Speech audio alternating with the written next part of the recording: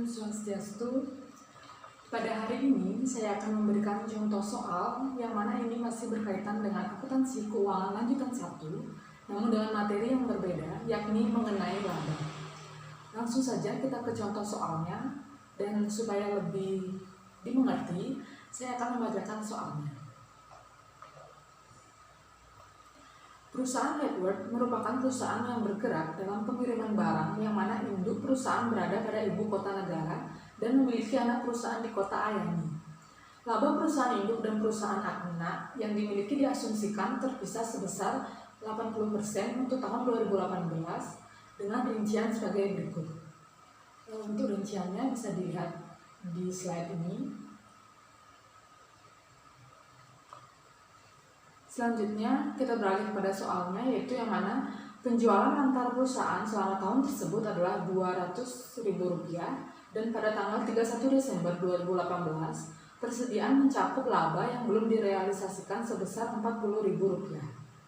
Maka yang diminta adalah yang pertama, hitunglah beban hak minoritas penjualan antar perusahaan yang bersifat downstream dan upstream. Yang kedua, buatlah perhitungan laba bersih konsolidasi penjualan antar perusahaan yang bersifat downstream dan upstream. Dan yang ketiga atau yang terakhir, susunlah laporan laba rugi konsolidasi perusahaan induk dan anak untuk tahun yang berakhir 31 Desember 2018.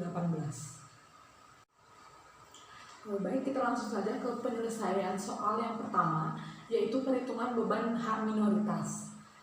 Untuk yang bersifat downstream, yakni laba yang belum direalisasi sebesar Rp40.000 direfleksikan dalam akun penjualan dan harga pokok penjualan perusahaan induk, dan laba bersih perusahaan anak sebesar Rp80.000 sama dengan laba yang telah direalisasikannya. Dalam kasus ini, perhitungan beban hak minoritas tidak dipengaruhi oleh transaksi antar perusahaan dan dihitung sebagai berikut, yaitu Rp80.000 dikali 20%, maka mendapatkan hasil Rp16.000. Selanjutnya, untuk yang bersifat upstream, yaitu laba yang belum direalisasikan sebesar Rp40.000 direfleksikan dalam akun penjualan dan harga pokok penjualan perusahaan anak, serta laba yang direalisasi perusahaan anak sebesar Rp40.000. Dalam kasus ini, perhitungan laba hak minoritas tidak dipengaruhi oleh transaksi antar perusahaan dan dihitung sebagai berikut, yakni Rp80.000 dikurang Rp40.000 dikali 20%, maka mendapatkan hasil Rp8.000.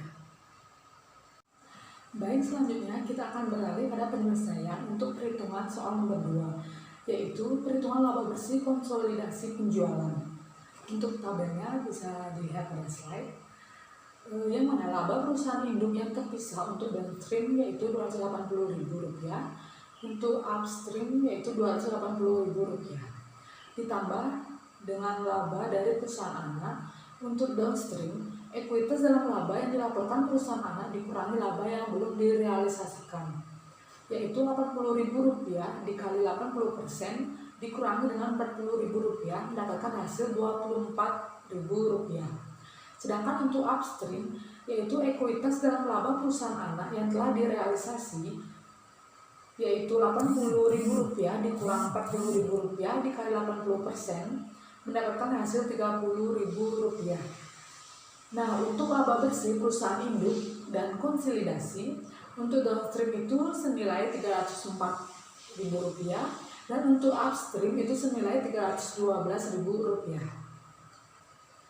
Baik, kita akan beralih pada soal yang terakhir atau yang nomor 3, yaitu laporan laba rugi konsolidasi untuk tahun yang berakhir 31 Desember 2018. Untuk tabel atau laporan laba ruginya bisa dilihat pada slide, yang mana penjualan 1.200.000 dikurangi 200, untuk downstream mendapatkan hasil 1 juta, untuk upstream juga mendapatkan hasil 1 juta. Nah, untuk harga pokok penjualan yaitu 650.000 ditambah 40.000 dikurang 200.000 mendapatkan hasil untuk downstream 490.000 dan untuk upstream 490.000. Untuk laba kotornya yaitu pengurangan dari 1 juta dikurang 490.000, maka mendapatkan hasil 10 untuk downstream dan 510.000 juga untuk upstream. Beban dikurangi laba yaitu 120.000 ditambah 70.000 mendapatkan hasil 190.000 untuk downstream dan 190.000 untuk upstream. Total laba yang telah direalisasi yakni dijumlahkan mendapatkan hasil 320.000 untuk downstream dan 320.000 juga untuk upstream. Dikurangi dengan laba minoritas, maka hasilnya yaitu 16.000 untuk downstream dan 8.000 untuk upstream.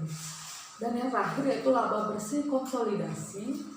Untuk penjualan downstream maka mendapatkan hasil 304.000 dan penjualan upstream mendapatkan hasil 312.000. Baik, sekian contoh soal yang bisa saya paparkan. Semoga teman-teman bisa mengerti. Akhir kata, saya ucapkan terima kasih dan para Santi. Santi.